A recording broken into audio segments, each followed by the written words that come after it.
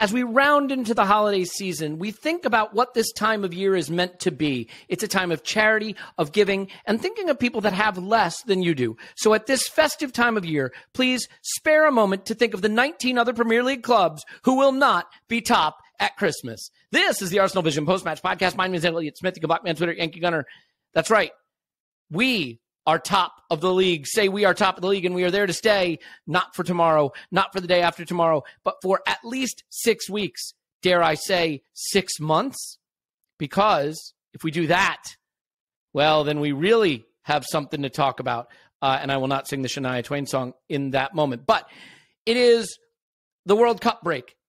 I think we will debate whether we wanted a World Cup break or not. I don't know that that's necessarily something we wanted, but it is here nonetheless. We are going to have a World Cup daily every single day. You can just come right to this feed that you love so much. All right, you tolerate so much. You can come here and you can hear Louis Ambrose and you can hear Phil Costa and probably one of me or Tim or Clive or Paul or an other high-level guest to deliver you the kind of expertise you want when hearing about the World Cup, which is mostly how the Arsenal players do. We may go further into depth than that, but we'll certainly be going into that. I do want to wish all the Arsenal players a good World Cup break. I hope none of them are currently, as they listen to this, crapping their pants, because apparently that was a thing that was going on up in Wolverhampton. And as someone who spent some of the weekend doing it myself, I want to say it's no fun. It's no fun. You know, they made toilets, I don't know what, hundreds of years ago? And like they're way better than pants for containing that sort of thing. Unless you're a small baby, like my 2-year-old, in which case that can go wherever it wants to go. This is sort of been sidetracked already. I think it's fair to say. So anyway, we love you. Thank you for being here. I would encourage you to check out the instant reaction of the Wolves game, because we were all on one. There was some emotion flowing. It was highly enthusiastic and entertaining. And there's going to be a lot of scouting videos over on Patreon now. We're going to hit, gosh, we got a lot. Murdoch, is that how you say his name? Murdoch, Facundo Torres, Danilo, all of our loanees are going to get scouted. We might watch a game from Arteta's earlier era to now to compare the distance we've traveled. And let me tell you, it's a big distance. So lots of fun stuff going on. Let's set that aside. We're going to talk Wolves today. We're going to talk City losing to Brentford. We're going to talk the World Cup break and who it helps, who it hurts. And we're going to do that with Tim. You can find him on Twitter at Stoberto. Hello, Tim. Hello there. And Clive. You can find him on Twitter at ClivePFC. Hello, Clive. Hello. And yeah, there he is. The first thing I want to do, Clive, is just get your thoughts on like using pants versus toilets for. No, I'm kidding. We don't need to do that. But let's let's do this. The Wolves game, it's tough, right? Somehow it already feels like a million years ago. I can't explain. Maybe it's because the Ronaldo news of him just trashing United publicly has been such a joy to behold. I've been on Twitter. I got into someone's mentions. I said, I speak on behalf of all United fans when I say we need to sack Ten Hag and replace him with Ronaldo as player manager. And I had a load of United fans saying I'm not a real United fan, to which I say guilty as charged. But Clive, this was an interesting situation. City had lost. We had a chance to consolidate. Apparently there's a stomach bug going through the squad, and we had to come out and do this so that we could go into the 6-week break on a high. And I think it's fair to say that at least in the first half, we had a level of control, but not a level of sharpness. That the thing we lacked, and they spoke about this after the game, was the tempo. So in terms of that first half, what are your high-level thoughts for the fact that we still looked like Arsenal, but we didn't have the tempo to really move Wolves out of the way and create the openings we needed? Yeah, so my thoughts were, okay, we've got a chance now to go 5 clear. And historically, when we've had these opportunities in the past, we tend to trip over ourselves and not quite execute. So that was my worry. So I made myself more nervous than I normally am for a game where I'm not at it. So that was number one. And then we did start slow. But then you looked at the game and they didn't come to play us. They just sat into a 5-4-1 block and said, you're going to have to break us down. And so that immediately takes away the contest. That immediately takes away the pace of pass. Or you become susceptible to the fact that it's so easy, the passes are just not snapped. When you're under pressure, the passes are snapped into feet. You trust people's touch. The ball moves quicker. You're doing things off 1 touch rather than 3. And everything looks better. Well, that's because you're being pressed on the ball. They didn't do anything, right, until we got into their last line. So it made it a counter-attack game. So then you become, when you're watching, you're now not watching the game. You're watching and saying, can we play really, really well and not make the mistake that they want so they can counter on us? So you're now watching a different game in your mind, and which is a shame because we've enjoyed the games recently, you know. So, but it is what it is, right? As we get better, this might happen a bit more. Teams that don't want to play us because we might outplay them. And so, yeah, Saturday night fair, average for that first half in particular, as the ball was moving around in a very pedestrian manner. Yeah, and I think, gosh, who was talking about it after the match? One of the Arsenal players, it was Ramsdale, saying we needed to move it quicker. And he made a specific comment that you just referenced, Clive, and I thought this was really astute. And he had quite a good view of the game because, you know, he wasn't doing a hell of a lot, let's be honest. That we seemed nervous to give it away because we understood that Wolves were playing so much on the counter. And to their credit, when they got it, they attacked in pace with numbers, 4 running straight at us quickly. And so we had that look of not wanting to play it first time for fear that if we gave it away, we might be opened up a bit. And so there was this weird balance, and it is something, Clive, I agree, that we're going to have to learn to cope with as the season goes on and teams realize just how good we are, which is you give the ball away as high up the pitch as we are playing and you're exposed. And you've still got to have the bravery to play it first time, to move it quickly and understand that you might give it away. But Tim, also, I think, look, Granit Xhaka's in the conversation for player of the season so far for us. He's been exceptional. And in a very young team, when you take out a 30-year-old leader and you put in an early 20-something with limited experience, you're not just changing the quality of the team, you're changing the level of being able to manage an away trip with pressure on your shoulders in that kind of environment under the lights at Wolves. And Vieira has to come in. And I'm wondering, aside from your concern for Xhaka's underpants, how you feel that may have influenced it. Because I thought Vieira went on to have a very nice game, but in the first half, he looked to me like someone who's had some uneven performances recently and certainly wasn't expecting to be in the game yet. So I think it took time also for us to come to terms with that switch. Yeah, definitely. That definitely contributed to unbalancing things for us a little bit, which I think is completely understandable, like you say, when you take out such an experienced player like Xhaka, who will have played at Wolves a million times and knows what it's all about, knows what our system's all about. Vieira, when he's come in, he's either come in, like one of the things that makes him such an interesting and valuable player for us is that he plays Saka, Ødegaard and Xhaka's position, potentially. But of those three, it's Saka and Ødegaard's positions he's played the most. Mm-hmm. And so, you know, Xhaka, his role in terms of being in one of those attacking lanes of 5, he's like the last to arrive. The other 4 are already there. They're the front 4, but he's the one who's expected to go. And so that's kind of interesting. But I do think that this role, I still think in the long term, this is the role that's the most open for him. Mm-hmm. If Saka signs a new contract, that's not up for grabs. Yep. Ødegaard's isn't up for grabs. This is the one that's potentially coming up in the next couple of years.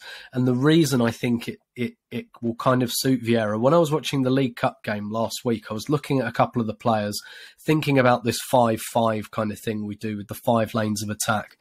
And like I said on the instant reaction, one of the things I was wondering about Sambi Lokonga is sometimes I don't think he belongs in either. Like he's not a behind the ball or ahead of the ball player. And I kind of thought the same about Vieira as well. And one of the things when you guys did the scouting video on him and stuff I've seen is at Porto, he's popping up everywhere. You know, he's in the fullback positions, he's in the false 9 and things like that. And obviously at Arsenal, it's not really like that. I think that will be a very valuable grounding for him eventually. But it's much more, particularly like that left attacking, like left half space lane. It's like, that's where you are. You're in midfield, and then when we get the ball forward, you're popping forward there. And so I think it does take a little while to nail, but I do also think that it's probably the role that's going to end up suiting him the most. So I thought it was really interesting because you're right. It took it like the first half was a bit of a non-event for him. I wonder as well, like, because Xhaka went down initially in like the first minute, the second minute, and then he comes off like 15 minutes later. So I don't know how long Vieira had psychologically to prepare. I don't know whether Arteta would have said to him, look, if Granit, because he had other options, I don't know whether he said, look, if Granit doesn't make this, you're the one that's coming on. So, have a look at the game, have a look at the shape of the game and see where you think you can make a difference. But yeah, it's certainly the first half, a bit of a write-off for him. He didn't quite look like he knew when to be in that attacking lane and when to drop. I think in the second half, particularly with the goal, he kind of got it. And I'm sure the conversation at half time was, look, just go forward. Like they're not really attacking. Just go for it. And I do also wonder as well, like, if that extra 15 minutes for Arteta to make the decision was handy, because maybe in the first minute when the game's not in a pattern, he kind of goes, I'll bring on Sambi or El Neni. But having had another 15 minutes to look at it, thinking about the fact he might have to make this change, I'm sure he just went, no, Wolves aren't doing anything here. Let's put on another attacker. Yeah, and actually, see, this is where I think situations like this can tell you a lot about how a manager thinks of a player and what their future is at the club. Because we saw many key moments in the last season and a half where if El Neni was available, Sambi didn't get picked. And I just think it's starting to feel increasingly clear that that's not a player Mikel totally, fully trusts. I mean, we saw him not pick Pepe in clear situations. But here you are away, an important Premier League game. This isn't Europa League. This isn't League Cup. He could have moved Zinchenko there and brought on a fullback.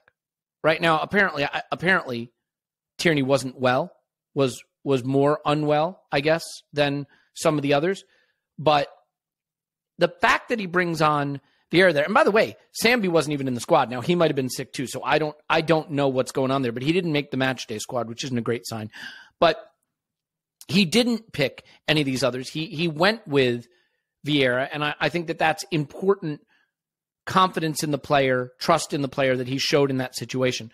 Clive, there were a few big moments in the first half. I kind of want to go through a couple of them because I think they're interesting. Firstly, Jesus does, of course, get a goal that winds up being offside. And it's a shame because it's another beautiful Martinelli in-swinger from the top of the box kind of area, fired in, great Jesus run. Well, not a great Jesus run because he's offside, but the first touch and then the finish is brilliant. Maybe because he knows he's offside, the pressure's off there, but obviously it's ruled out. But then there's a couple of moments. I think one of the things Manchester City did when they became a Pep Guardiola team, they became one of the league leaders in fouls committed. If you're going to press and if you're going to play a high line, you got to be willing to foul early. And fouling early does two things. It stops counters, and it also usually avoids yellows. There was no better moment this season for me to know we've arrived and we're the top team and we're viewed as good than when Odegaard commits that foul in the first half, early on, cynical counterattack stopping foul, and the yellow doesn't come out. And then Totti does the same thing on the other side, and the yellow comes out immediately. Because those are the calls City started to get that would drive you nuts. That is a central part of how we have to play if we're going to play this high line. And we got to get away with some of that cynical stuff, and we did. And I love to see it. But we got away with something else, and that's Saliba's potential foul for a penalty. Wolves played that offside loophole thing that we've seen done to us before, Clive, right? Where they position the central forward offside, play it up the wing, central forward is back onside in the second phase, and then they're in. Saliba uses pace to get back. There's a tangle of legs. It looks like a pen. I don't totally understand the decision that was made there. What are your thoughts broadly on that situation, whether it was adjudged correctly and what actually happened there? Because I'm not sure what the ruling was based on. Some people say it was an offside. I have no idea. Was it a pen? What should it have been? There could have been a couple of offsides in there, but I suppose we didn't get a chance to really judge the offsides because we didn't see the lines. So I won't comment on that. I'll comment on the challenge. I felt when you're the referee, you have to see who's initiating the contact. And Saliba put his foot around the ball, and the other guy, for me, tried to do the same, and they clashed legs. I think, if anything, Guedes, I think his name is, I think he initiated the contact, and I think that's how referees see this now. They're getting a bit wiser to this, of players throwing their legs into areas with the other players there by rights, and he's just trying to move for the ball. And so I felt they read it that way. I would see it that way because I'm an Arsenal fan, right? So my name's not Jimmy Floyd Hasselbank. So I wasn't looking for a reason to get excited to get a player sent off at half time to create a drama for the TV so they can criticise Arsenal for bottling it again before Christmas, because I'm not that way inclined, whereas obviously Sky TV were on the day. So yeah, I just saw it as instant, Elliot. I didn't see any dramas. I didn't see anything there to be concerned about. We have a team which is pretty well set up for teams that want to counterattack us, because we've got a couple of defenders that chase rabbits and can run with the wind, and basically they can win most of those races. So I think the key thing is just to be accurate and keep that ball moving so we don't get killed on the counter. Don't play too many square, silly short passes that are too square.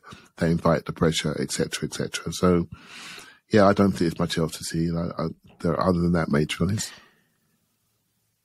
Well, all right. So one other, so Gabby cleans that up, and then there's another big moment that Gabby cleans up. It's the Saliba giveaway. It's a back pass to the keeper. I know James on the Arscast had said this, that it looked like Arteta was shouting for Saliba to go back to the keeper. Well, he does. He gives it away. I'll tell you, this is how you know people are wound real tight on the internet. I made the comment, it looks like Saliba's got one of those in him every game. Now, I'm as big a Saliba fan as there has been. I was on the Saliba hype train when he was in France, right? Saliba is up there for errors this season, as great as he is, and he is amazing. He's had a few of these, like square balls or back passes that haven't gone right this season. Here's another one. Someone on the internet offered to fight me because of it, but that's okay. That happens. You believe me, if you want to offer to fight someone, offer to fight me. It's probably your best bet. You're going to come out a lot better than that than in some situations. But Clive, Gabriel makes up for it there. And I hope that people have started to come around on Gabriel. He wins us the game against Chelsea. And he's bailed out Saliba in a couple situations. He did in the penalty shout area because he comes back and cleans that up. He did in this situation where Saliba gives it away. Saliba, of course, has been one of the stars of the season in the league. But I think for people who had been frustrated with Gabriel, are we seeing now him getting a chance to earn back some love? Because he's been really prominent lately. And again, in this game, two situations that could have made this a different game, and he's there to clean it up. Yeah, I think Saliba played the midweek game mostly, didn't he? Got a few minutes. Sometimes you often find with the centre defenders have a bit of a frayed edge game. They played the most minutes recently, and I just think that's one of those. Yep. Yeah, he played midweek. Let's just get this all out there, right? So we know we have 5 in, 5 up, right? So, and of that back 5, we have 2 that are always back there. It's almost like sweepers. In fact, Saliba is actually he's almost like in a triangle at the back there. He's like the sweeper of the team. And so we really do overexpose these players, particularly when you've got Vieira in midfield and Odegaard in midfield. So there could be a bit more transition. So we asked them to do a lot of big space stuff, and they are perfectly skilled at doing it. And so once I look at these 2 players and see what they have, left foot, right foot, good size, really quick, can be aggressive, both front foot and run after things back foot, pass the ball really well, really good progressive passes. They can slow things down, pause the play, don't get cut off from one side of the pitch to the other. They can switch to play. They can diag. I look at all these things, and I'm telling you now. I tell you, mate, they are going to make mistakes. It's just going to happen. But the core skill sets are there, and even when Gabriel's making the odd mistake, it didn't mean he couldn't play football, because all the duels he does win are just massive. I wouldn't swap them 2 for any 2 in the league. Not any 2 in the league. I wouldn't swap them. Nope. And they allow us to do what we did with Vieira. Somebody that's new to the league, in a non-contest game, we can put somebody a little bit lighter in midfield because we know we're more secure at the back than we were last season when we tried to do a similar thing with Smith Rowe, because we've got the right weight, the right physicality, the right balance, but when Ben White adds to that on the other side. So I'm a huge fan of those players in particular. And again, from when I used to play myself, I used to look behind me, and I want to see my centre-backs look like centre-backs. They can handle most duels. And if I was playing in centre midfield, I look behind me and I see those 2, I'd be really happy, really happy. Yep. Yeah, no, I totally agree. And it doesn't hurt, Tim, when you also have players ahead of the center backs who are willing to work as hard as these players do. And it's high time we just stop referencing Jesus' goal drought, because look, he had 5 shots in this game again, the 6th that was offside. The goals are going to come. When you're taking 3, 4, 5 shots a game, when your XG is right up there near the top of the league. I know people don't always love these advanced metrics, but you didn't love them when we referenced them during the Emery unbeaten run and they came back to hit us. Well, now we're flipping the script on that. We're saying they're letting you know that Jesus has got a goal avalanche coming. And maybe the World Cup break helps him, actually, because this whole thing of how many games it's been since he's scored can just go away. It'll feel like a fresh start when he comes back. He'll come back and bang him in. But he's doing all the other stuff. And I have a note here. There was a time when Adama Traore was running towards our central defenders. He's one of the hardest guys to tackle in space. And someone just races up shoulder to shoulder, takes it off his boot. And I'm like, was that Party? No, it's not Party. It's not big enough to be Party. It wasn't Saliba. And it was Jesus. It was Jesus just one-on-one, races back, takes the ball off Traore. He's like a phenomenal tackle.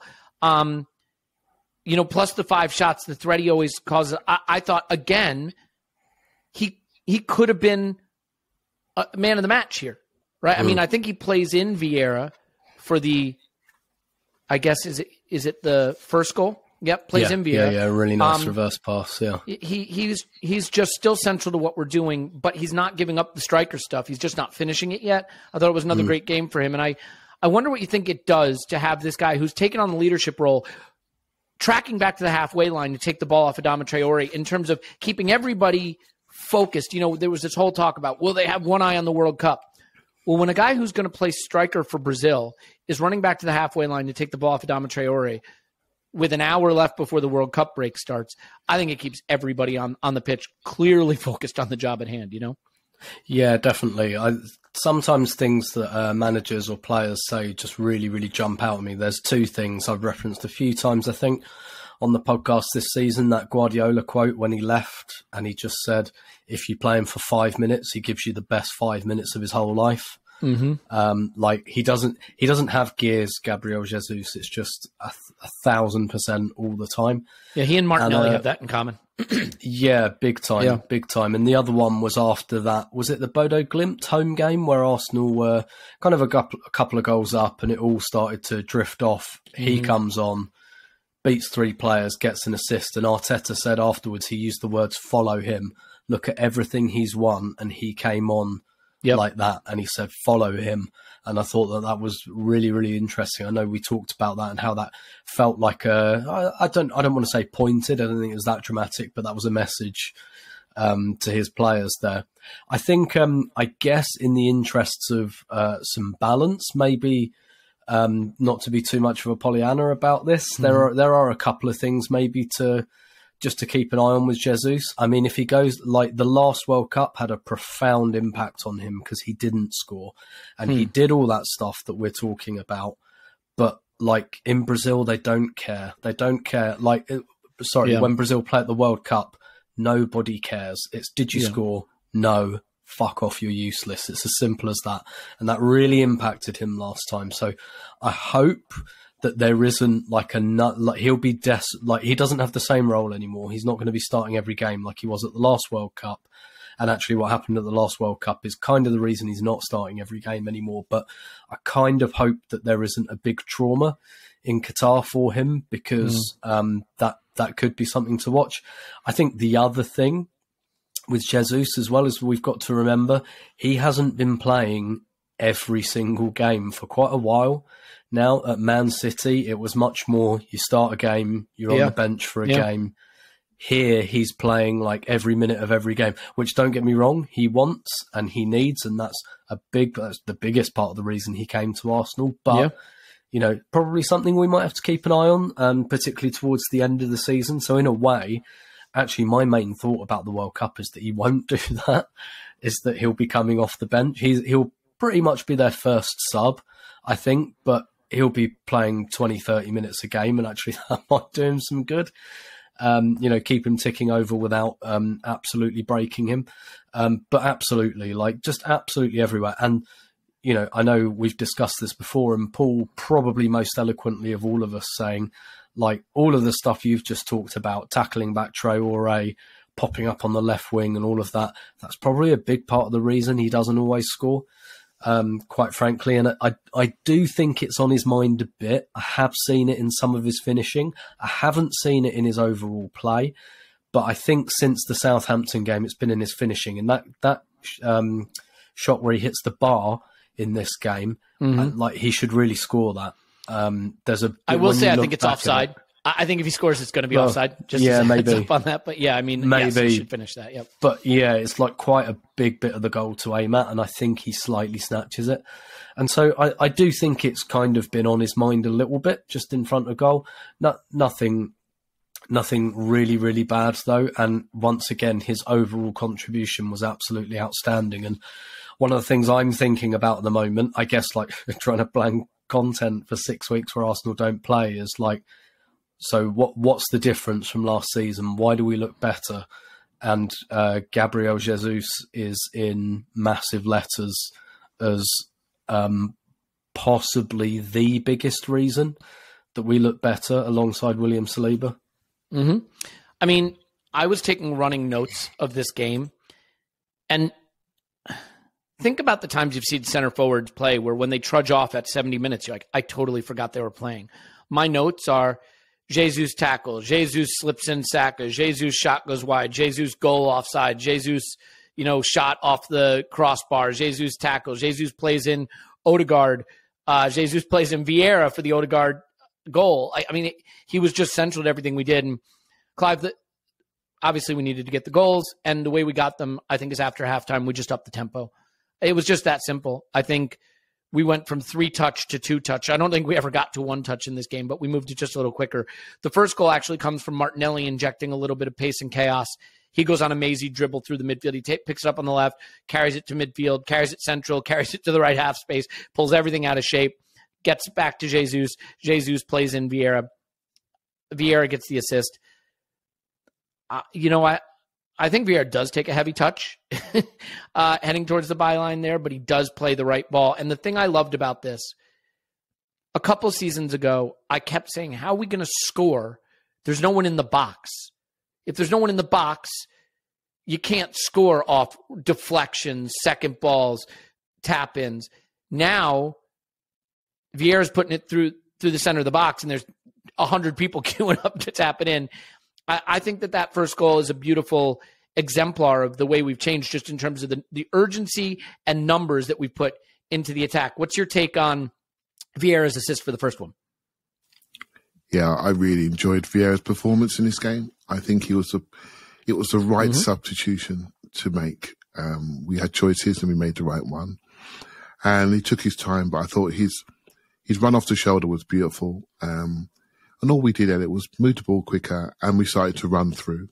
And I think running through is how you distract blocks. You got to have runners that run through. And I think we played a bit in front of them, and Jesus was carrying us in the first half, and then we started to run through them.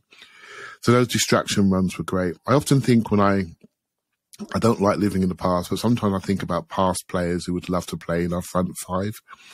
And for the younger listener, shall we say, who really started to love Arsenal when Aaron Ramsey joined the team.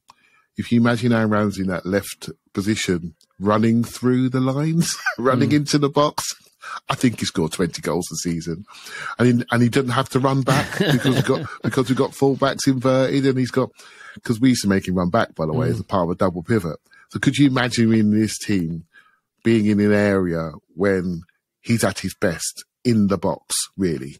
And I'm getting misty. So, yeah, and so that's what happens sometimes. It is about system sometimes, and I've critiqued that player, as you guys know. But I thought Vieira, the way he did that, I thought was just genius. The way you could say it's a heavy touch, but he got there, and he was in control of it, as far as I'm concerned. But what he did is he attracted the goalkeeper to him, and that just was just genius. But then to have the composure then to do the right thing, take out the defenders and see the pass. I thought it was a beautiful assist, and I was so pleased for him because we're trying to work him out. And we're trying to see what he's got, and the tendency is to look at what he doesn't have first. Oh, he get pushed off the ball. We're not sure what he is. Is he a left outside right? Is he an Odegaard? Is he a left 8? I love these debates, and these are the players that I want to see more of come in, because as long as they've got the brain and the technique and the speed of thought to play with the other players who've got the brain, the technique, and the speed of thought, that's what I'm looking for, and the rest will be developed over time. Yeah. So I thought it was a beautiful goal, and it took all my nerves away, right? And again, on the end of it, Elliot was a player who we want to see get in the box and have more shots on goal, and so we saw two things that we potentially always wanted: a creative 8, passing to the other creative 8, stroke 10, and getting the first goal. Yeah, 1-8 to the other 8 for a goal, and if he doesn't tap it in, Saka's there to tap it in. That's what you want to see. I'll see your Aaron Ramsey and raise you a prime Santi Cazorla for that left 8 position. I don't think he runs through. I don't think he runs into the box enough, mate. Maybe a young Santi would have done, a young Santi, but later on he was behind the ball player. When he came in to Arsenal, when he started Arsenal, he was left wing. Remember that? Yeah. Right? A young Santi, that's what I mean. A young Santi would have done that. Yeah. The older Santi was the double pivot master. You can't get it off me guy. And that's how I remember him mostly at Arsenal. Okay, fine. We'll just stick with prime Aaron Ramsey. I guess that'll have to do. As Granit Xhaka is sitting here saying, what am I, chopped liver? Have the best season of my career? Well, Xhaka, if you're going to crap your pants. We're trying to retire him again. We got to bring Aaron Ramsey up. You are always trying to get rid of Granit Xhaka, for God's sakes. That's why I'm his number 1 fan, head of his fan club.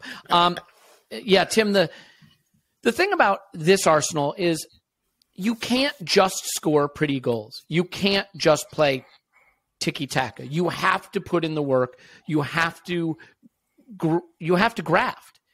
And the second goal has a little bit of all of that, right? Because Martinelli chases a lost cause into the corner, and he wins it. And that's Martinelli down to the ground, right? Because I don't know that he had his absolute best quality this game. I don't know that he has for a couple games, but he goes and gets it in the corner. He comes out of the corner to make sure he's into the box to take the rebound shot. And then there's Odegaard again with a finish that I think is probably harder than it looks. I mean, he slams it in with power, but he slams it in accurately to the place where the players can't block it. And I think at times, Odegaard, if you're going to be critical of his finishing early in his Arsenal career, he was maybe a placement merchant. You know what I mean? He didn't want to put his foot through the ball, but when he puts his foot through the ball, he can really burst the back of the net. You can't ask for much more than your captain saying, I got this. Last game before the World Cup, I'll get a brace. I'll win the game. He does it. And I think the second goal is a beautiful example of a team that says, yes, we can play pretty, but we'll also just take the ball off you in the corner and smash it in to win the game. It's exactly the kind of character you need to show in a hard season, because these away games are not always going to be about who's the prettiest team, you know?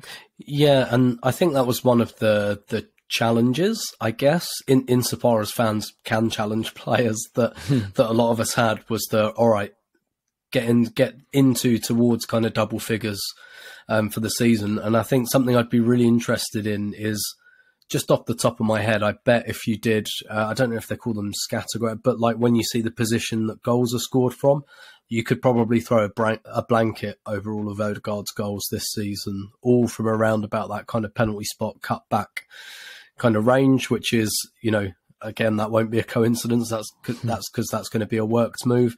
I think in both goals, Martinelli has a massive, massive part to play.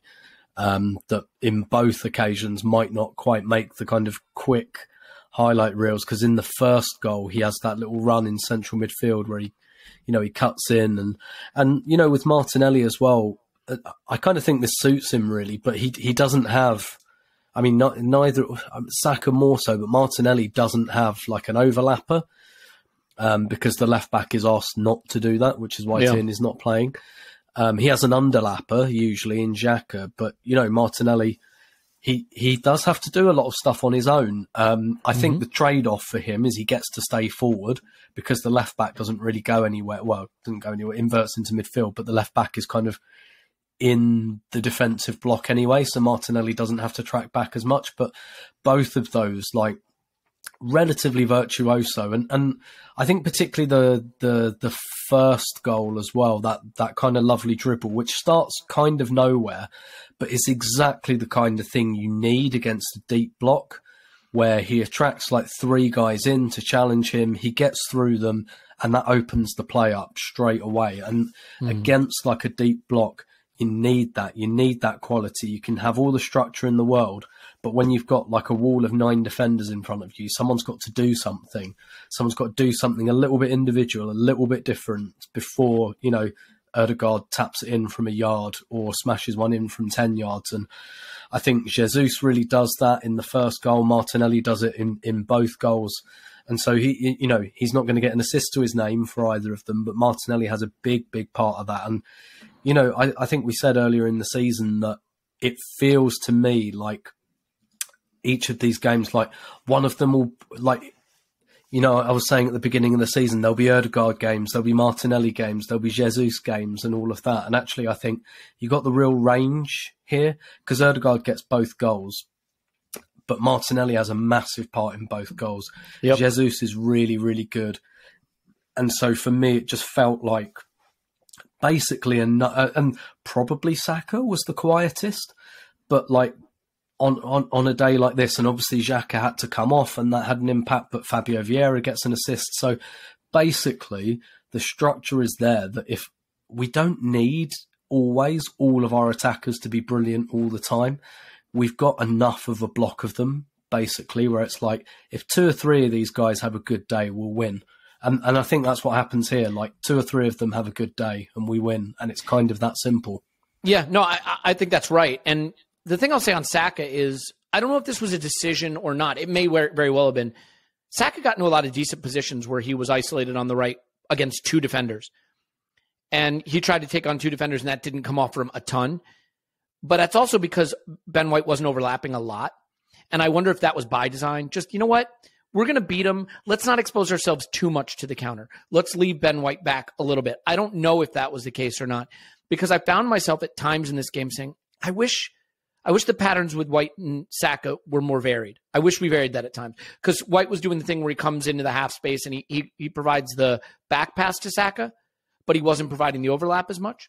You know? Yeah, I think also I was listening to the Arscast earlier because helpfully they recorded on Sunday evening. Yep. And there was a really interesting question from a listener that was basically saying, do you notice how Saka doesn't drive straight at the fullback when he gets the ball? Like when he gets it, he waits. It's almost like he waits for that second guy to come along. And I thought it was a really interesting question because it's not something I'd consciously noticed. But as soon as I heard the question, I was like, yeah, he does do that. And like, surely that's probably instruction. That's probably let the second guy come over to you. Because we're talking about Ødegaard scoring twice. We're talking about Vieira getting an assist. We're talking about Martinelli. Like, I think a lot of that is made possible by Saka inviting 2 people onto him. Clive? Yeah, I want to talk about this actually, because James did a great question to Arteta in the press conference. I'm not sure it was pre-game or about protecting Saka in wide areas, and he said we got to be better tactically. We got to not worry about the referee. The referee's got a tough job. Blah blah blah. I'm paraphrasing here. We have to do better tactically. And what I noticed recent games is how Saka's receiving the ball and Martinelli, and what they're doing. What's happening a lot, originally, when the ball goes into Saka's feet, sometimes he's pinned to the line and he boxes people off, he pins them back, and then he rolls inside. But sometimes when he rolls inside, he takes a kick. We've all seen it. He can protect the ball, post up the ball, particularly Saka. He does receive the ball standing still. Martinelli less so. He tends to receive the ball on the sprint a little bit more, and he puts his studs on the ball, rolls it away quickly, and then sprints off, right? And goes around people on the invert. Or if he's got space, he then takes people on the outside. And so what I've noticed a little bit more, and I saw it at Chelsea clearly, they were passing the ball to Saka in a way when it was 3 yards in front of him. So imagine him back to the touchline, facing inward.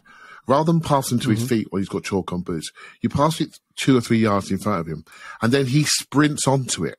So now he's sprinting onto it, so he's already inverting at pace. I thought he did it against Cucurella because Cucurella had him on the outside a bit. And so he sprinted inside. And I think this is a tactic now. So they start wide, but the pass doesn't go to feet. It goes inside, and then we drive inside at speed and then connect with the connectors, which is Xhaka and Odegaard or Vieira in this case. And I think this is a way you protect players. If you're a standing target, you get smashed. If you're a moving target, you're in charge of the duel. The ball's on safe side. By safe side, I mean it's on your side furthest away from the defending player. So the ball's on safe side, and you're driving in. And now you've got pace. You're in charge. Any foul at this point in time is a booking because you're at speed with control of the ball, right? You've taken away the 2-on-1 option because you've inverted, bang, quickly and agile inside. And I think this is what we're doing more of. You didn't do it in this game because Wolves didn't bother tackling us. But I do think in the Chelsea game, I did see that change in the second half. And Arteta sort of mentioned we have to improve how we give these players the ball. And I've done my 2 and 2 together. I think that's what he's trying to introduce into our tactics. Sharp inversion. Don't pass to the player. Pass 2-3 yards ahead. Then you drive inside and make your connections that way. Yeah, no, I agree with a lot of that. I was about to say that verbatim, to be fair, so I'm glad you got a chance to say it instead of me. Clive, I'll stay with you for a second because then I want to zoom out because I don't think there's much more in this game, but there is one thing in this game, and that's Zinchenko's performance, which I think is interesting. I want to be careful because when we've looked best this season, we played with Zinchenko. Of all the left-back options we have, he understands that role better than anyone. He's played in it before under Pep. He understands it. He looks comfortable there. He's a midfielder for his country. I like him in that role. I don't think this was a great Zinchenko game. Now, admittedly, he did do a foul throw, so he is officially in the Arsenal fullback fraternity there. I don't even know if it was a foul throw, but he got called for it. But he was taking an extra touch, and I think it was just continually a problem. And I think Zinchenko has that thing he does that can be so effective, which is he waits a little longer to make the pass so that the player is drawn closer to him and there's more space to where it winds up. But in this game, I think he was waiting a little too long. And he does get robbed of it. Against Chelsea, we saw he had an extra touch. He slips over because the ball isn't where he needs it, and they have a counterattack right before Tierney comes on. That was almost really dangerous. Well, I'll tell you one person who wasn't having it, and that's Aaron Ramsdale, who told him to don't take the effing piss. Or stop taking the effing piss, screamed it at him, okay? I love that. I love that combativeness in a team. I love that willingness to get in each other's faces and demand the best of each other. But I'm curious how you think about this, Clive, because there's no doubt in my mind we're at our best when Zinchenko's out there. But I thought this was a game where we just saw a little bit that you got to remember you're on an island a bit. You can't wait that long to make the pass. You can't take the third touch. And I think this was a game where he needed to clean up some of the sloppiness. Yeah, I think it's a game that suited him. Again, it was a possession game for us. What do we have, Elliot, possession-wise? 95% of the ball or something silly like that? And I mean, we were 70% at halftime. I think we finished at 62. Yeah, well, maybe being a bit facetious there, but 95%. And part of the control it wasn't 95, Clive. Part of the control that we have is down to him. Now, I can see the times where he steps on the ball and falls over himself. And I think... So I look at the season overall, and I think having that extra quality there, particularly the balance with Xhaka, is a good balance. Yeah, I like the balance of that group. So I look at them as a 3. I am a fan of Tomiyasu as well there. I am. And if I'm picking a team for my life, it's a 50-50 debate who I like there. But I have a different view of the game. So I'm learning about Zinchenko and his impact to us. He has lots of touches and they're very comfortable. And he's part of the reasons why teams don't even try to press us because we're too technically secure. My headline instant reaction was, this was a day for the technicians. And we've become so quickly comfortable with how technical we are. Really quickly. Oh, well, he's made a mistake. Our technical level of our centre-backs and our full-backs and our centre midfielders and our forwards is so high. But the moment we switch, our ability to go and get the ball back is also incredibly high. And so, yeah, I can see the mistakes. I'm a 50-50 guy on Tomiyasu being there. If we're going away to Anfield, I will be playing Tomiyasu myself. It doesn't mean I don't rate Zinchenko, just my personal view, because I want to go to war with them in the most vociferous ground in the country. I want to make sure we have no weakness, none. You know what I mean? So, but Zinchenko, there are many games when I thought Zinchenko could play in that role. I also thought, much like you, although I'm pleased Vieira came on, I was thinking potentially, is this the day we're going to see Tierney come on when Xhaka went off and Zinchenko playing that role? But he went the other way, which I thought was a great show of faith for Vieira, and also a great show of faith for Zinchenko, which he's shown faith in. And the first 11 is set, mate, isn't it, really? It's set, it's there. The first time he had a chance to repick it, he picked it, and Zinchenko was in. So at the moment in time, given the fact we're making the best start in Arsenal's history just about, I'm going to keep my mouth shut and let the manager do what he's got to do, right? I mean, we are on 100-point pace. There's very, very little to complain about when you are 14 games in and you have played 14, won 12, lost 1, drawn 1. Very, very little to complain about. I do want to zoom out and talk Manchester City losing home to Brentford, their form, the title race, and what the World Cup does to it. Maybe just a tiniest tinge of January. I will say this, by the way, about Zinchenko. The other thing that was driving me nuts, late-ish in the game, we're up, we're comfortable. He strides onto it at the edge of the final third, and he played a couple of early crosses, like early, I guess, outswinger type crosses. I don't hate those generally, but in that situation, like, just give it out to Martinelli out wide, keep the ball. Like, he didn't seem to have his full situational awareness going. I quite like them this crosses, game, but that's okay. I quite like those crosses. I like them in most situations. And when we did our scouting video, you probably forgot, but when we did our scouting video, he does that, and a lot of them are to Jesus. They honestly are. They are to Jesus. Mm-hmm. That sweeping cross to the back post, and Jesus on the back post. Tim's going to nod any second. Jesus to the back post where he completes his run and finishes. That's one of his stock moves. I'm okay with it, to be honest, mate. I like them. I just don't know if I like them up, away, game pretty well put away, and I just want it to be nice and safe and secure. But yes, I like them in general, and I think they are a nice way to pull a defense out of shape. So let's move on. I mean, look, one of the things is we know that this team had the shits. They did. And like that could be sickness, but it could be gut health issues. And I think pretty clearly if they had taken their AG1, maybe this would have been an easier day. That's all I'm saying. Somebody takes AG1, have some gut issues. It's been great. 75 high-quality vitamins, minerals, whole food source superfoods, probiotics, and adaptogens to start your day right. You just put it in a cup of water and you drink it. Tastes great. It's for your nervous system, your immune system, your energy, recovery, focus, and aging, all the things. Firstly, it has like a vanilla taste. I think it's quite nice to drink down. I like that I can get rid of the 5 different jars of gummies that I took to try to get all of my various vitamins and nutrients, and probably didn't get any of them except sugar. So this is lifestyle friendly, though. So this is keto, it's paleo, it's vegan, it's dairy free, it's gluten free, it contains less than a gram of sugar, and no GMOs or nasty chemicals. So you can just take it, feel good about it, get what you need. For me, it's helped with my reliance on coffee. I'll still have my cup of coffee, of course, but I just feel like I have more energy throughout the day. It's a small micro habit with big benefits. It's one thing you can do every single day to take great care of yourself. Less than an expensive cup of coffee every day. There's over 7,000 5-star reviews.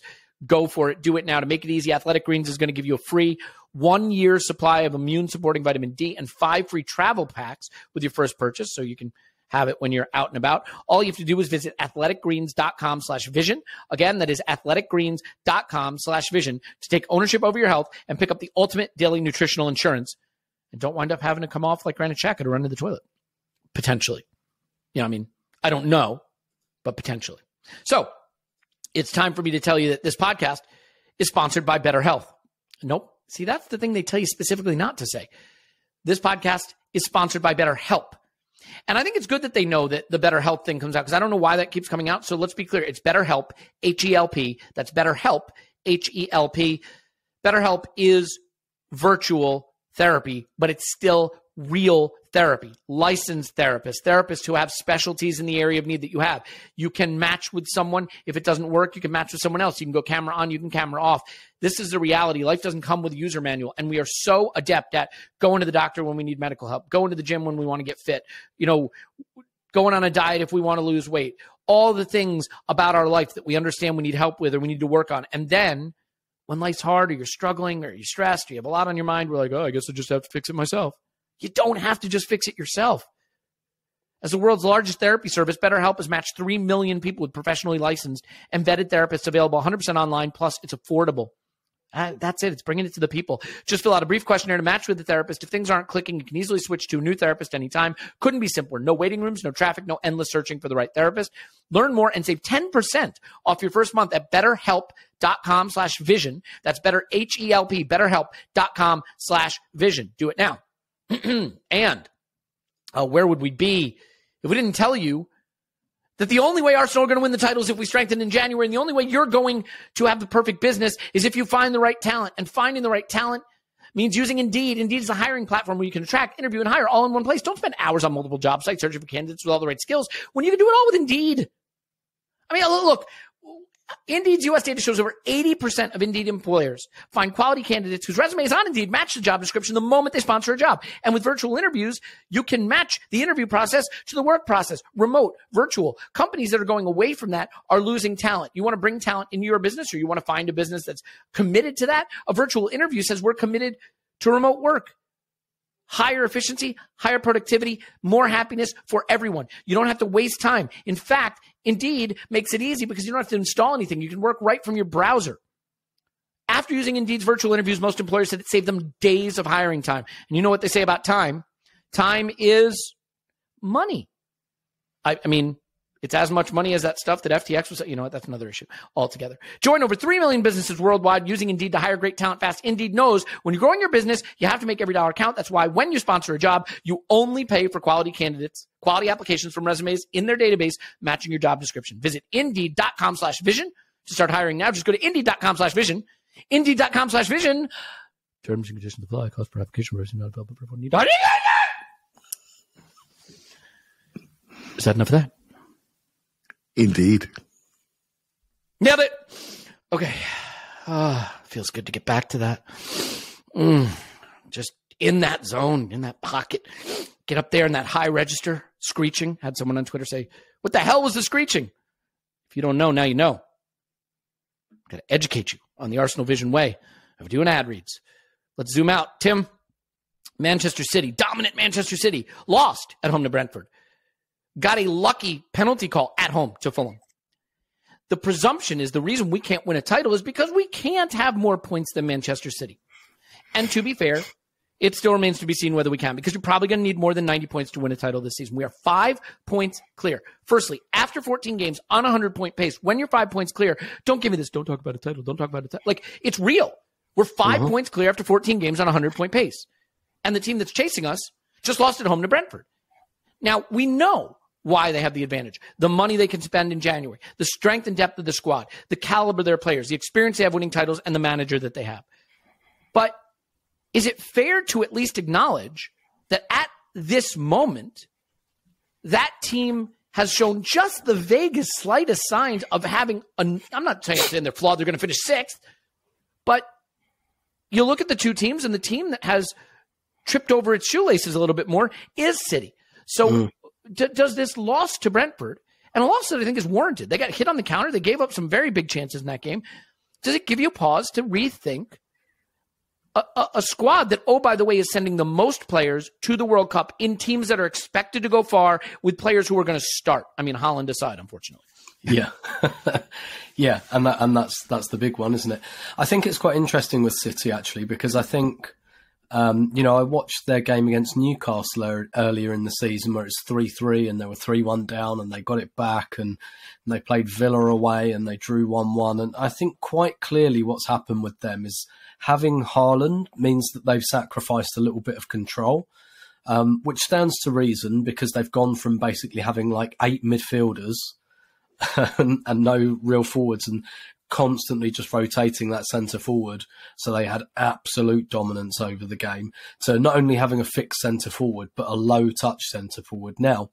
So I think they haven't been playing as well as we've seen them. The difference is that low touch centre forward wins them most of the games they play. So True.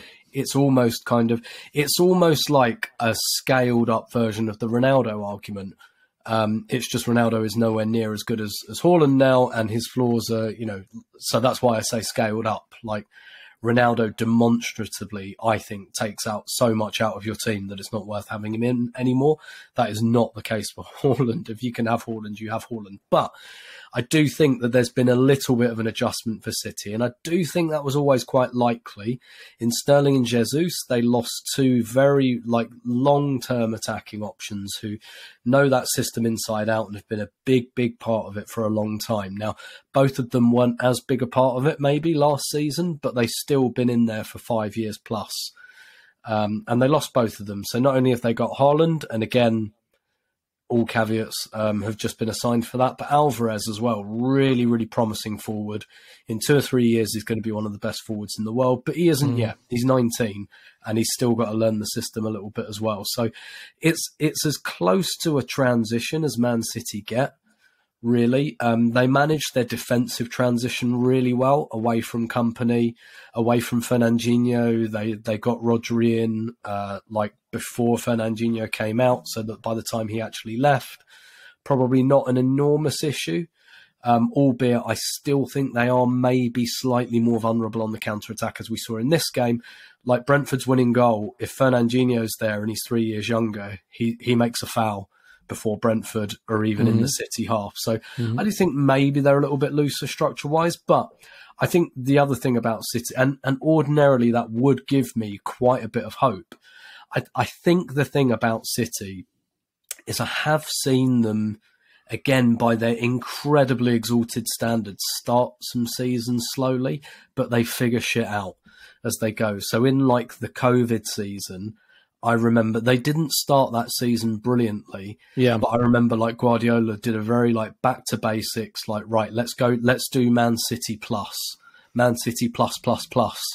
because they worked out that COVID football, there wasn't as much place for high pressing. And you saw what happened to Liverpool, and Man City kind of just went, okay, let's do a little bit less of that and more of just hogging the ball. And you saw some teams be really effective, like David Moyes' West Ham, really, really effective in COVID football because they don't press. And so I think there might be something going on there, and maybe the World Cup in the middle of the season makes this more akin to a COVID season. Maybe it opens that window that we've talked about before. It seems like every 6 to 7 years, a window opens in the Premier League for a potential surprise or new winner. And maybe that's this season, albeit at the moment, we don't know what effect the World Cup will have. And it might not be a good one for us. It might not be. That's a complete unknown at this stage. But 100%, we are top on merit. There is only one game this season that I didn't think we deserved to win, and that was Leeds, and we won it. Agreed. Yeah. And we've been. I should go and look at this, but I reckon we've won the XG most games. I don't think we did against United. Because they created 3 very high value chances against us. But we've been really, really good, and City haven't been bad by any means. They've just had a couple of games where, they've and obviously they've changed things a bit. So again, on them, there's more data. There's more, how do we deal with Haaland? How do we deal with the spaces? Because he's not scoring as much at the moment, which again is not to say that he's rubbish or anything, or that just one in the last 2. Well, exactly. and so, there's some stuff going on there. I still and I'm not just saying this to put the damp cloth on it or anything like that. I still do think City will work those things out as the season goes on, because they usually do. I think Phil Foden's going to have a big part to play, because I think what England haven't realised yet, and I think what City are realising, is he's a goal scorer. He can do the midfield stuff. I see him for City as a Sterling replacement. I think he's a really, really good attacker, really good finisher. Obviously, he's really good technically, so he can do all that build-up stuff. I think Foden's going to score a hatful of goals. Actually, I think that's my kind of prediction. But like, of course, you can't be 5 points clear after 14 games and say you're not in it. Of course you are. You're banging it, and I just say enjoy it because it's great. Yeah, well, and the thing is, like, whether you want to talk about a title challenge or you don't want to talk about a title challenge, like, it sort of feels like silly, don't jinx it, don't ruin it nonsense to not talk about it at this point. And actually, Mikel Arteta referenced it, I think, for the first time after this match. And it is the case. I think Scott's model has us up to something like 30%. So, yes. I think it's a little bit like don't jinx it. I also think the internet has ruined all of our brains. Because if we certainly we talk about it and we're worried about what the quote tweets might look like in April, if we say, yes, we're in the title race and we're worried about getting ratioed in April, if it doesn't happen, like, I think there's a large element of that as well. Yeah, I mean, look, we were top on Valentine's Day in the Leicester season and didn't even compete with them for it, right? Like, we know this thing can go sideways, but we also weren't on a 100-point pace at any point in that season. We weren't great that season. Just nobody was great. The difference is we are great. This is much closer, in my estimation, to something like the 07-08 season, right? A young team that no one expected to challenge yet, playing the best football in the country, or certainly right there with City, trying to get it done. Whether we do or not is not the point. I won't consider this failure if we don't win the title, but we should at least acknowledge that we're on a 100-point pace, 14 games in. We're in the title race. It just is what it is. And Clive, like, the fact of us not being favorites doesn't mean it's not real. I do think City want to win the Champions League, right? Pep just keeps not doing that. When that comes back, that is going to be a focus for them. And I wonder how that influences things and impacts things. I had someone say to me on the internet, the problem is, Elliot, all it would take is Partey and Jesus to get injured for 6 weeks and our title challenge is done. Well, yeah. If our best players are out for 6 weeks, we will struggle. Look at Liverpool's titles. Their key players played 38 games. Unless you're City, if you want to challenge into the 90s of points, you better have your most important players available the overwhelming majority of the season. Some of this is about luck. It's always somewhat about luck. Right. And so when Liverpool lost Virgil van Dijk for most of a season, they barely finished fourth. So, Clive, I just don't know any other way to say this than City are still favorites for me, but I see enough reason to believe that it's worth believing, is, I guess, as far as I can go. I see enough reason to believe it's worth believing. What I can't wrap my head around in is what the World Cup will do. Because you got a team like Liverpool last season that pushed City all the way to the end. You take 6 weeks off, you come back for the next season, and they look like crap. We could come out of the World Cup break like that, just looking like a totally different team. I don't think we will, but I don't know. The more I think about the World Cup break, the more I think we're winning and City aren't, and we wish we should have just kept playing. This would have been great. So how do you view that stoppage and the impact it can have? Because we've seen this. We've seen teams look like title challengers at the end of one season, 6 weeks later start a new season and look like Liverpool do, just a totally different side. Yeah, so how can I do this one? I don't think we're going to look... I think we're going to look just as good when we come back. The reason why, because I think we are much more strategically organised off the pitch. Details count. When I start seeing Thomas Partey step over a barrier and picking up a towel for a long throw, I know people are thinking about the game of football at the club, right? And that tells you something. And so I'm not worried about us when it comes to that. Obviously, injury is the same for everybody. If we get a bad injury to a key person, then obviously that's it. And this is why I'm a little bit more supportive of a Vieira, because when Odegaard couldn't play at Brentford, Vieira steps up, we win the game. When Xhaka couldn't play at Wolves, Vieira steps up, we win the game. And I think these are players, as fans, we really need to get behind, because these are players that give us the depth that everyone says we don't have. And so we need to get behind these guys, because there will be a time when we need them. Vieira's development and Smith Rowe's development are two players I'm massively looking at, because they could be anything with 4 weeks pre-season behind them when they come back. And that's the most important thing for me. I look at the other teams, and I said this in August, Elliot, I see transition, and I see even more transition than when I said it originally. Even at City, they lost some major pillars in Sterling, Zinchenko and Jesus, who you knew exactly what they would do. And they've added in Akanji, Haaland and Alvarez. And Tim's right about Alvarez, going to be top, but not quite there yet. Haaland, we know what he is, but we also don't know what his down days look like. And when people get around him, what they're going to do to manage him. And Akanji got beaten on the first header by Tony at the weekend, got thrown about a bit. Not a bad player. John Stones is struggling with injury. Laporte, the rumours of him going to Barcelona, by the way, in the background, but he's not as sprightly as he once was. Every team has their problem. Kyle Walker struggling with injury. Teams have their problems. He's a big miss for them too, I think. Huge to miss. Get back, you need that pace to go the other direction. Huge miss for them. And he's got John Stones playing a right back in a sprinting position, pulling his hamstrings because he's in a different role. He's having to do far more repeat sprints. And so they're in transition, and you've got players in the midfield like Bernardo that he's absolutely excellent. But, there are rumours about him leaving, So you've got Jack Grealish, who had a good game last week. But again, it's a transition player who they didn't get a lot from last season. They need something from this season. Every team has these developmental issues. We see what's happened at Liverpool. We watched Chelsea last week, powder puff performance from them. They didn't improve this week. They've got issues in their team, injuries and players they need to assimilate to a new manager, new coaching staff. And we are sitting there quite stable with a young team with an upward curve. I'll tell you now, City are City. If they beat us, they beat us. There's no problem. In a strange way, the team that's annoying me the most is Tottenham, because I don't think they're very good, and they just keep stealing wins. And I want them in the distance, so far away I can't see them. And they're the team that's also got a quite stable coaching environment, also got a quite stable setup. Whether you like it or not, there's stability there.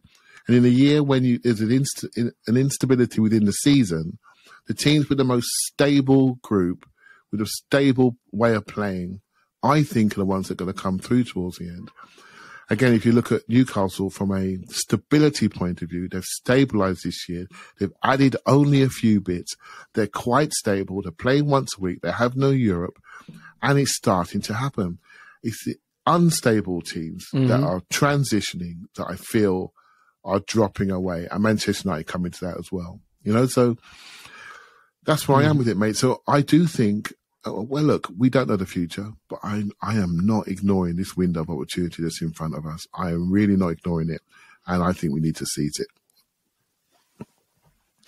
Yeah, you mentioned Manchester United. Nobody's happier for a World Cup break than that club to get away from this Ronaldo situation as he lights the touch paper and burns down the club to, of all people, Piers Morgan. If you want to do something just odious, Piers Morgan is always there to be your man. I think, if they had to go play games right now, it'd be a huge distraction. They're very lucky they don't have to. But, Tim, this is where I start to get my ire up a little bit. And this is why you have to see this as a title challenge.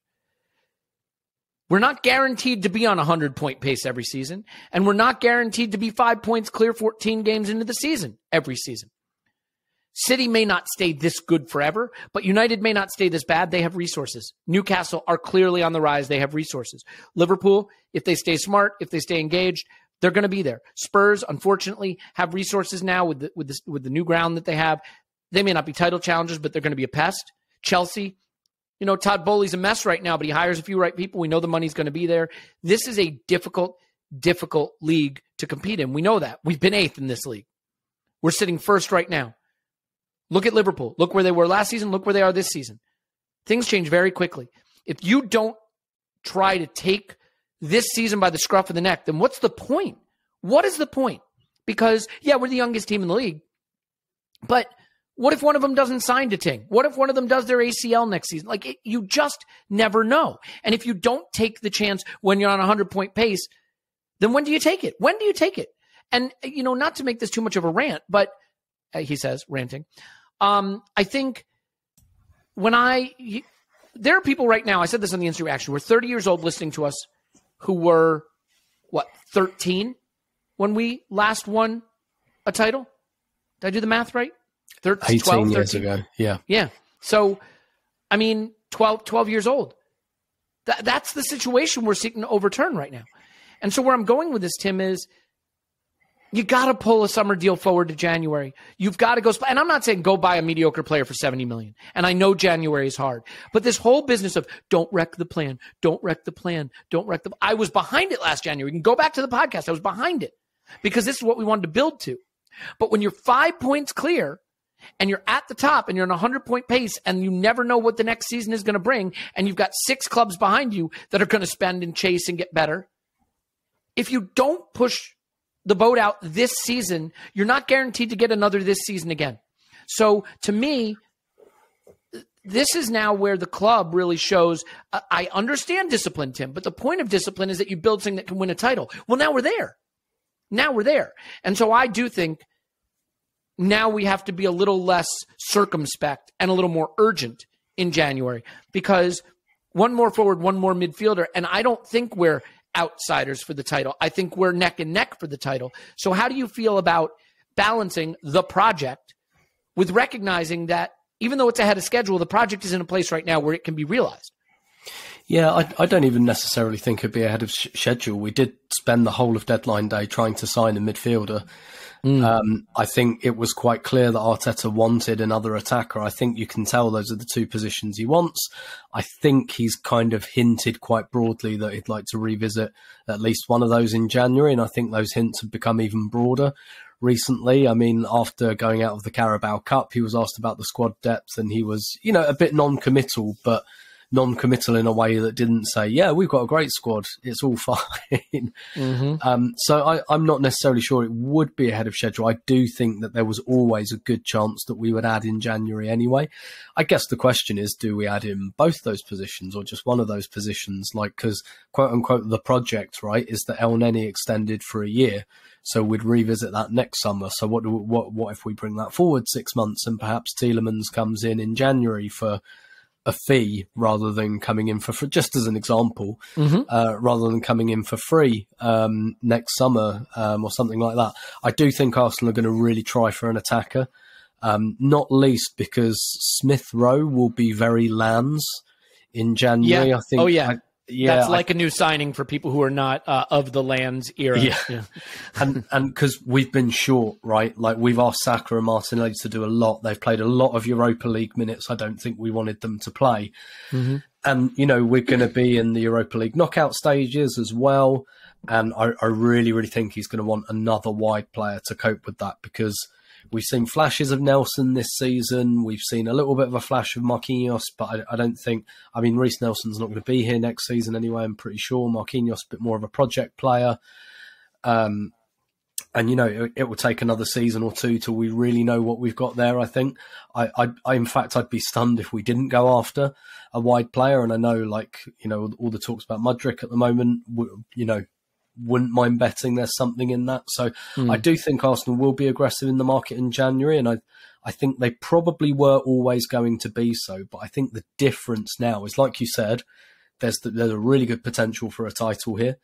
As to quote Clive from a few weeks ago, what if this is the season? What if this is the season that the window is open? now? Yeah. And we've got to remember, Newcastle are coming up on the rails. So in a couple of years, even if Man City are not absolutely tip-top, then the likelihood of Newcastle, that's another club that we'd need to not be absolutely tip-top. But I guess if you were Arteta or Edu talking to the Cronkies, you'd say, look, we're probably going to be in the Champions League next season, like top 4. It's not done, but it was a really, really good chance. So you can spend that money, pretty sure that we're getting Champions League money next season. And look, by the way, we've got a couple of, we've got 3 young players who we're trying to convince to extend their deals with the club. And look, very, very obviously, all of their agents, as I think we predicted, didn't want to do anything before the World Cup. So those conversations aren't going to happen again until December, until they come back from the World Cup, possibly January. What do you think the first question's going to be from Saliba's agent, from Saka's agent? Who's coming in? Who's coming in so I don't have to get my ankles kicked in the Europa League group stage anymore? So there's a bit of that to it as well. So I felt we were always going to be aggressive, certainly in pursuit of a wide player. And for me, it's just the question is, like, I think the Tielemans deal is probably in the pipeline for like the summer on a free, and we let El Neni go and go from there. And that's certainly an upgrade. But like, you know, do we bring that forward, for example, assuming that my assumption is correct? Yeah, I mean, if we brought in a midfielder and a forward in January, suddenly, and then Smith Rowe comes back, you look at this and you say, it doesn't feel as fragile. It feels like it's built to go the distance. And that's not even mentioning that, look, the Europa League is not the priority if you're fighting for a title, but winning a European trophy is something this club, hasn't done, and it would be pretty special to do it. So yeah. I was just going to add to that, sorry, like, and you look at the last couple of seasons, the guys who've come in and made a difference, like we brought, it's not exactly the same, but we brought Ødegaard in on loan January 2021. We saw that made a difference towards the end of the season. Not a new signing by any means, but Dennis Suarez.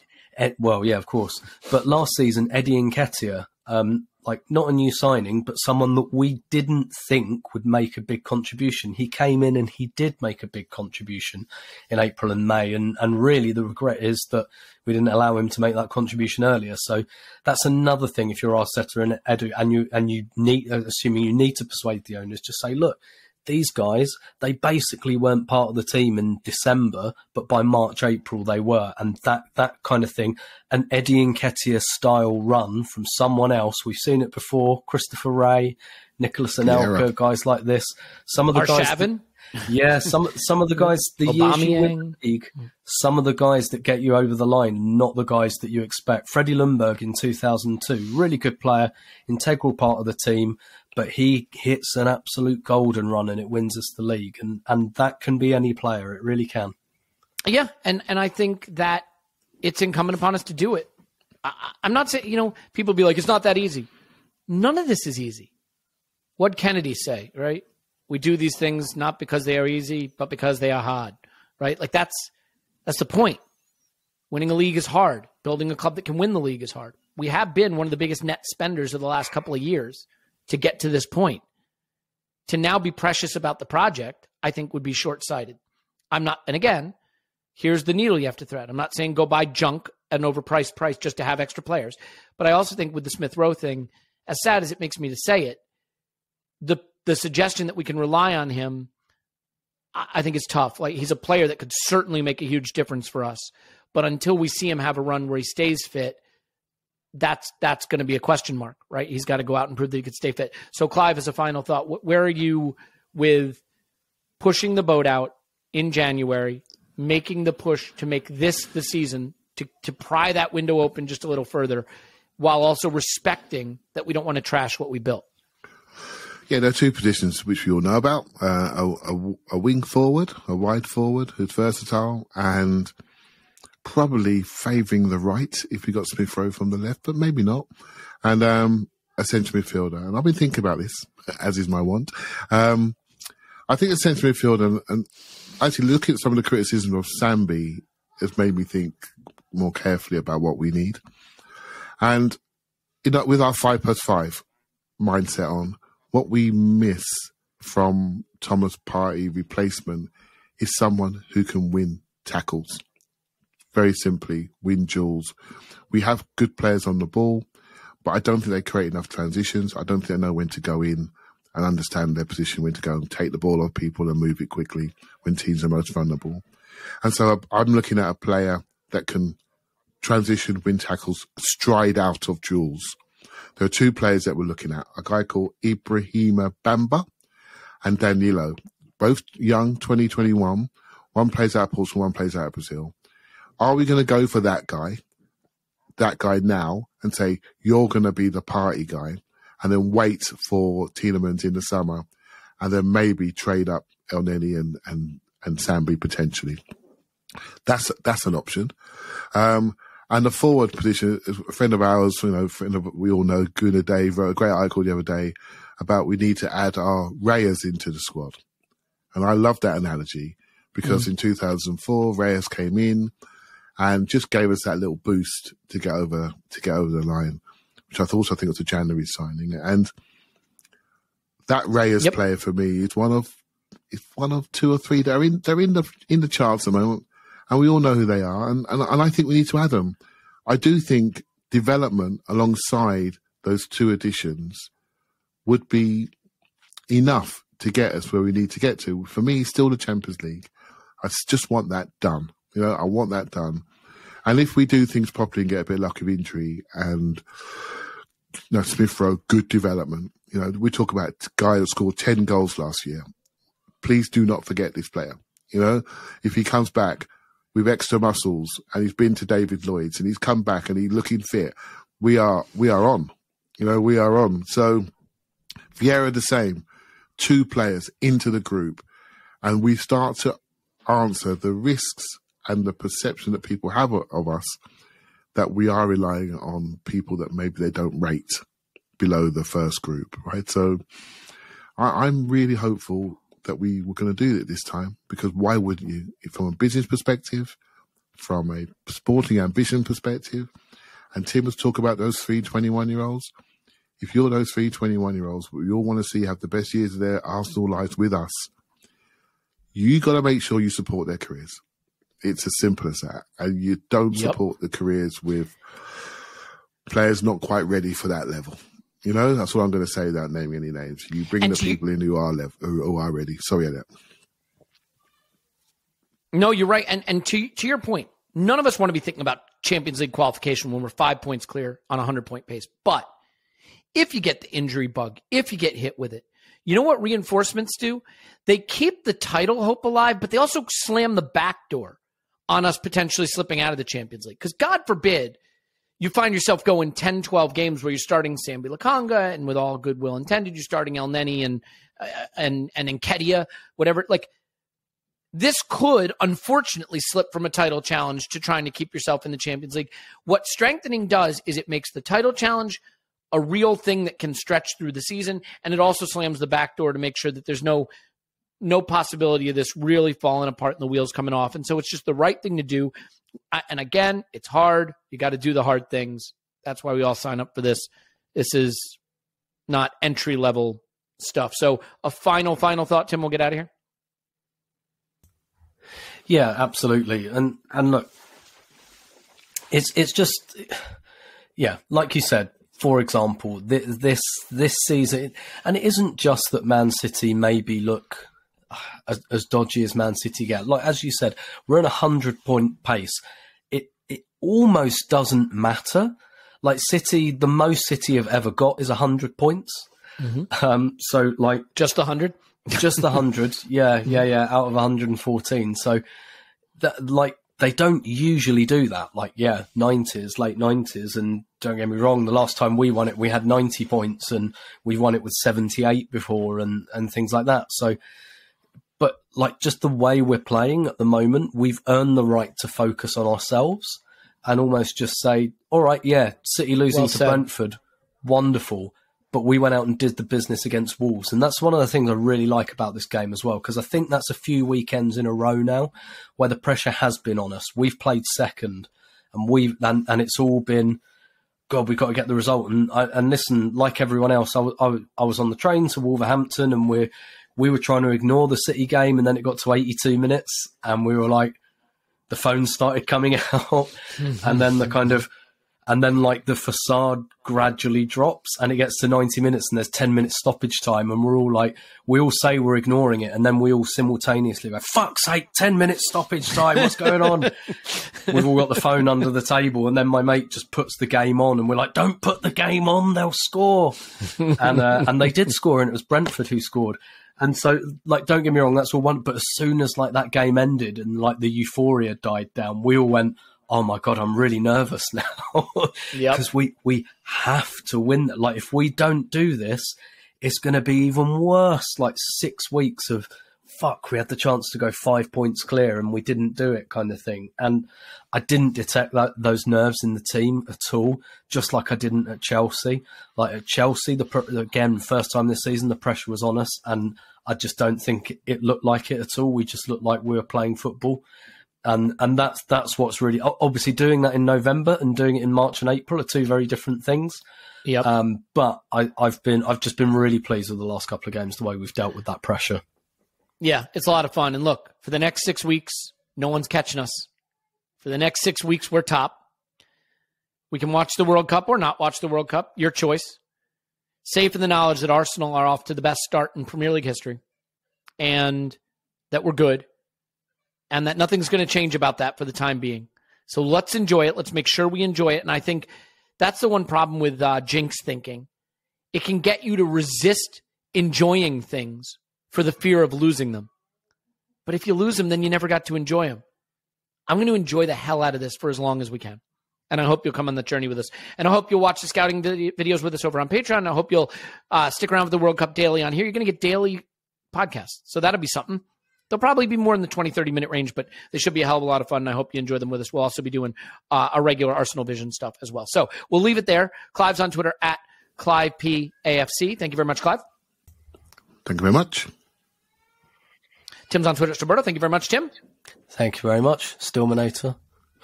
Tim's on Twitter at Stillmanator. Promise I will get that right before the end of the season. My name's Elliot Smith. You can block me on Twitter at Yankee Gunner. We love you, and we will talk to you after Your Country 10, Other Country 0.